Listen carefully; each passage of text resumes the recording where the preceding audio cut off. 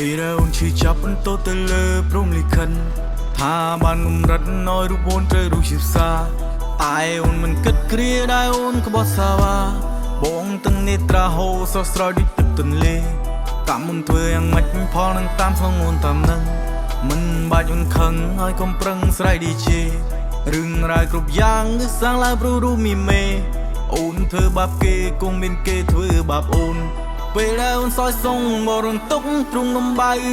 រស់នៅខ្លាយពន្លឺដោយខ្វាយស្លាប់មិនហ៊ានចេញក្រៅបេះដូងស្រាំប្រេះដោយគេពុះជានឹងពុតថៅមិនដេចអូនចិត្តខ្មៅដើរចេញទៅគ្មានក្តីអាល័យស្ដាយកានោះស្មោះរហូតខ្លាចជាប្រុសងងស្មោះត្រង់មិនដឹងថាអូនជាស្រីកាកៃតែនៅពេលនេះបានដឹងអស់ហើយថ្លៃទោះបីគ្មានស្រីក៏បងនៅអាចរស់បានពីក្បត់មែនទេធ្វើបាបមែនទេទើបមានមេស្រកទឹកភ្នែកបងអ្នកដតីឃៀងសិតអីនឹងជជែឆាំជូតទឹកភ្នែកហើយទៅរកគេវិញស្រី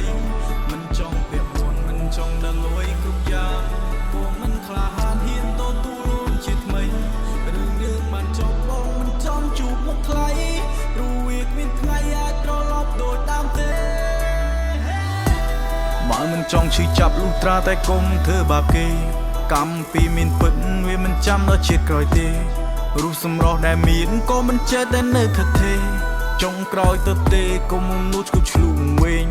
ពេលដែលអូននៅស្អាងដោយកលាបដែលគេចំកាច់ពេលដែលអូនអស់សាញ់ដូចចង្គៀងដែលចិត្តអស់ប្រេង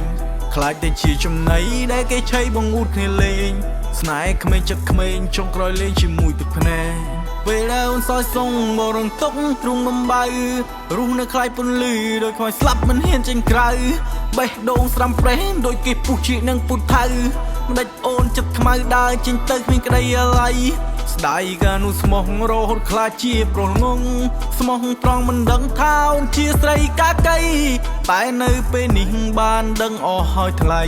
ទោះបីគ្មានស្រីក៏បងនៅអាចរស់បាន